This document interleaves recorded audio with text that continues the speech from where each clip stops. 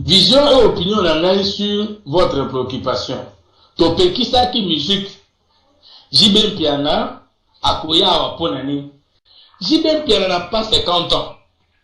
Ce monsieur qui vient, Jibem Piana, Banam 1992, Koye Baye, c'est-à-dire Koye Baye Koubandola de la vie musicale, na yebi na kowa na teke na la vie musicale en tant que prétendu homme qui veut devenir leader demain, na s'occupa kana ba spécial sur la vie nationale. Banda 92, Tilelo, Werason, Jibem Piana ne sont pas de n'importe qui. Ce sont des jeunes qui font un succès consécutif pendant 22 ans. Si je le cite que 92. Alors que nous sommes monacalelo, Simbi, Lobe Simbite, Almoume Bimi, Moussou Bimite, mais ce genre, depuis qu'ils ont commencé, ils font qu'exceller dans leur façon de faire leur propre musique. Je ne dis pas qu'ils font la bonne musique ou la mauvaise, mais j'ai dit dans ce qu'ils veulent. Jibem Piana n'est pas moins équipé na koyebake, va na poto ba pekisa, makambo ya kobeta musique et surtout na Paris, et c'est là où Rameka et Simbete. Mais Jibem Piana décide aujourd'hui, publiquement, pendant que nous sommes en concertation, koyaka kobeta musique. Et au lieu que Batoba longtemps pour réfléchir, pour na koyeba, et l'on connaît ne tindie à sa risque en dengoana. Non, je vois, na vandi boye, batindenga lien, Jibem Piana, toko beta yo, serke notre sombeli yo, so ki libumu notre tcheo, kokita toko fina libumu wana. Est-ce que là, on est dans les théâtres? On est dans les combats? On fait quoi au juste? Donc, on suppose que Jibem Piana, à un moment, le mouké, a évité les conséquences et Koko comme il a eu si il osait Kobeta exactement dans Paris. Je pense, moi, que Koko, c'est la trois choses. Le collabo Pekisa, et que n'ayez que, bah, combattant et belé, bah, somba, bah, on a régime. Et que le régime connaît très bien ses combattants. N'a quoi y'a sabine lo comme on sobo yebi angote, biso batoyo so yebia, to vande awa, et dans l'homme politique, et dans l'opérateur culturel, Moutounion so adara na bangulu na ye, parmi les combattants. Pour comprendre, ngana sas na zuru bana bino, sas ko finga te. To yebi que soki ata bolobi que funto to bana potote, soki na bana mbongo na yebi des combattants que je peux donner 500 euros, 300 euros, 500 euros, tout ça. Ndenge baninga bazo yebi sabiso ne bakendaka. Parce que batuyo za régime bayaka kuna bayaka ndenge nini. Mutu na mutu asomba 3-4 combattants na ye. Bala moko dès qu'il y a pesi bango bongo akoti bango ba protéger, les autres ne peuvent pas oser. Boka te moko ba combattant moko bango yebi sabiso, mboka ya batu yo lingo ko za sa autorisation. Tango to approfondir recherche, to tuni ezani ba yebi sanga ike mboka yo so bakota kama ya tamba. Bango parce que ce sont des choses mais attends na tous les années bino esalaka bakolo poto bazali oyebi ndenge baninga na salaka okomona tango yo kokota to protéger yo dès que ngana obigere eza mutu nanga combattant mususu akomekate. Les régimes connaissent ces secrets. Maintenant ceux qui besoin 30 combattants et qu'ils ont utilisé 28, ils savent que lorsque Jibem Piana koya bakozwaka mbongo bapesi na bakombata wana bokosa na tralala bosali eloko te azobi. Une possibilité. Une deuxième possibilité, Jibem Piana azali leader abinisa Kongo mobimba azwa pe oyo alingaki azwa na age na ye akoza na kaka keno akoya na ye te akrele bino a événement achauffe bino baner avandi na ye atie mbongo na age atie émission. Je vous donne par exemple l'émission nataki na Miki na Kongo Miki. Plus de 300 vues l'interview à Jibem Piana. Mais le leader a besoin de ça, ce que les gens ne comprennent pas. Ceux qui sont leader, Atabo Fingiye, pour autant qu'il fait l'actualité, il est content. Mais il a dans la boue. La vidéo sur la finga na diaspora, avec les sous-traitants. Les sous-traitants, ça dit bateau à Sungaka, là la salle moi émission à la Kinshasa, bango ba vu ba kaboli ya mona ba site nyonso fumu total bibo et les gens m'appellent Molobi Sundengenino. Ah, comme je vis encore dans l'actualité, je vis, le leader il vit de l'opinion, il vit de l'actualité. Jibem Piana est content qu'on parle de lui même s'il ne viendrait pas.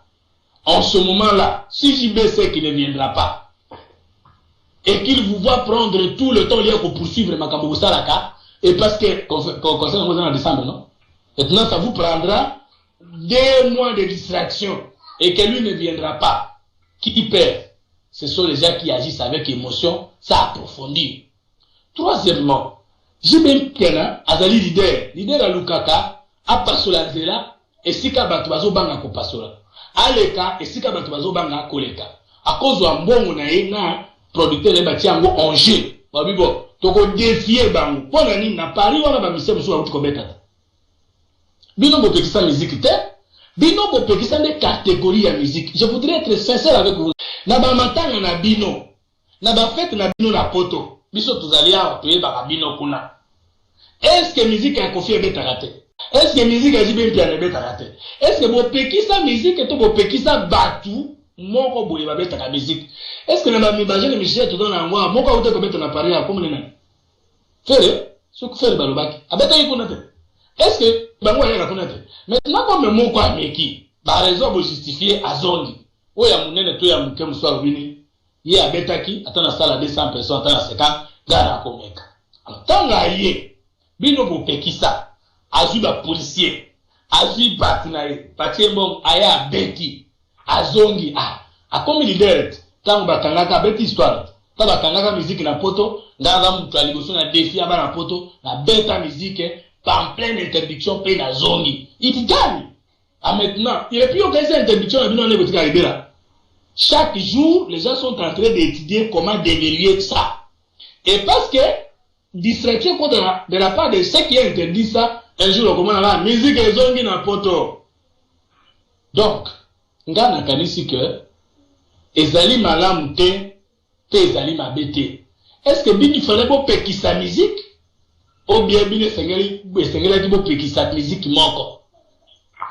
Na mona ki, mutu moko azolo bano, soki bazongi si ba musique awa, bazonga kotia ba bana biso, baze. Voilà une raison. Mais est-ce que tous les ministères de Kenya pour tout bâtir la batoisée? Si cela est vrai, vous interdisez. Mais pourquoi on ne peut pas éduquer ces enfants autrement pour que les ministères bâtir les sous bazémité?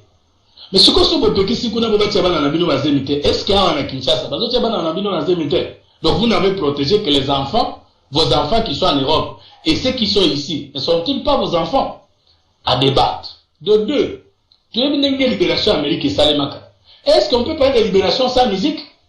Est-ce qu'on peut parler de libération, d'indépendance sans musique?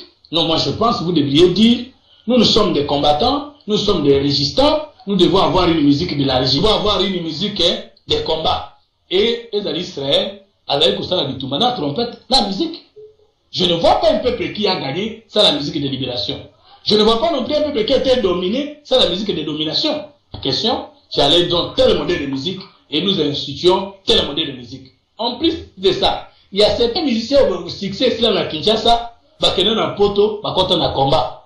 Baza ko bundisa baninga na bango ba musiciens, baza ko profiter de l'interdiction pour que baza na succès abaya kuna te. Boya bisa ba musiciens baza kuna. Ba beta siko musique ya libération, ya combat pe ya résistance. Parti ka musique accessoire. Parce que son atali bilo musu oyemba kuna la musique est bimami kuna. Je te dis alors, de deux, est-ce que vous avez évalué les manques à gagner ou bien la faiblesse culturelle auto-entraînée à partir de sa musique? Est-ce que vous ne savez pas qu'il y a des artistes qui ne vivaient qu'en voyage en Europe et qu'aujourd'hui, parce que Bazo produit sur Kunate, ils ne vivent plus? Je crois que je ne dis pas que ça n'a pas produit, mais je dis qu'il faut approfondir les études. Ba combattant mususu, ba lobana biso yo ya ko dans ngulu na ngata ya ba kubeta yote. Mais ayebisio monter 50 pesa ye. Et je connais beaucoup de politiciens ba voyager à kaka, la tourner mais yo ba kana bino kuna la petonga la toina dans ba 2-3 combattants na ba ya ozona aéroport qui va conduire nga ba protéger nga azongi. C'est pourquoi là le ba non bon, si c'était le cas, c'est que combat ngo bebinde kuna.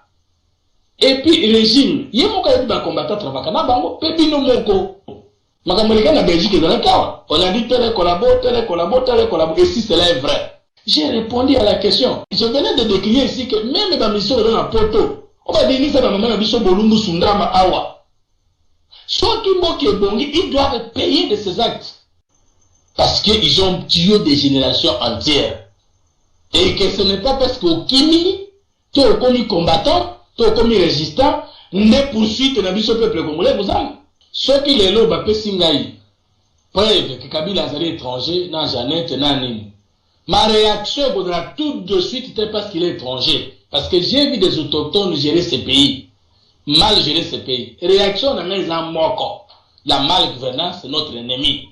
Que tu sois congolais, que tu sois étranger, si tu gères mal le Congo, tu auras la même riposte. Et il n'y a pas de débat.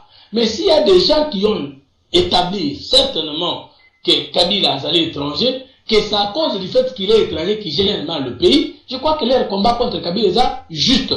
Mais quand vous voyez Obama, il est Kenyan d'origine, mais il dirige l'Amérique. Pour autant qu'il dirige bien l'Amérique, ça ne pose pas de problème. Je ne demande pas aux gens d'accepter que les étrangers nous dirigent. Mais selon l'option levée par la troisième voie, nous combattons la malgouvernance, d'où qu'elle vienne. Et nous restons dans cette logique-là.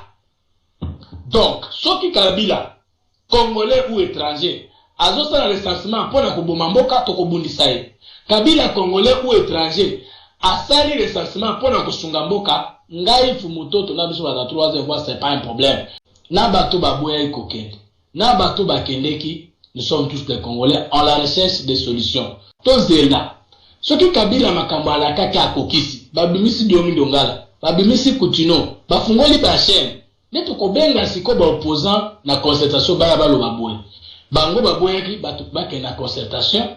Lokola babimisi kutino, babimisi diomi dongala, pona bango fo basonga ka na prison, pona nini bango balinga ki concertation te. Pona bango fo kaka ba policier bazonga na résidence ya Tshisekedi, po bango balinga ki concertation te. Concertation c'est silaki, ça n'a coûté que 28 jours. Et c'est ici aussi aux zones. Continuons à dire, il fallait pas y aller, il fallait y aller, et ça allait trop tard. Je soutiens votre opinion, je la respecte, vous aussi. Est-ce que vous pouvez soutenir la nôtre et la respecter? C'est aussi ça la démocratie, la différence et la tolérance. Mais nous n'allons pas nier que nous y avons été. Et attendons voir si nous aurons raison, l'histoire nous récompensera. Si nous aurons tort, nous l'assumerons pour avoir participé. Quand on le dit que, au monité bako kende ko dribbler biso, mabi kaka na lobaki, colonisé parce que colonisable. Comme vous êtes dribblable, moyibi ya ele lo ayibio, lobi susari ayibio, si malobi ayibio, biso na ikela tolobi, obela nkoi, obela waranja. Biso lokola tolobi ke bato na ba dribblaka biso. Et que tu as dit que Makamazo ça nous a pas dribbler biso. Te proposer une ligne au lieu de se plaindre. En même temps, nous disons que Kabila gère mal le pays. Et en même temps, nous attendons que Kabila n'a qu'au Bongisa la meilleure façon de gérer le pays. C'est contradictoire. Bato Bazali, Bango Bazali n'a pas ça à Bato Lokolanga. Oui. Tout le balelo, à cause des concertations, Kabila n'a Bato n'a pas ça nanga. Mais ça fait une année que nous avons bino na diaspora.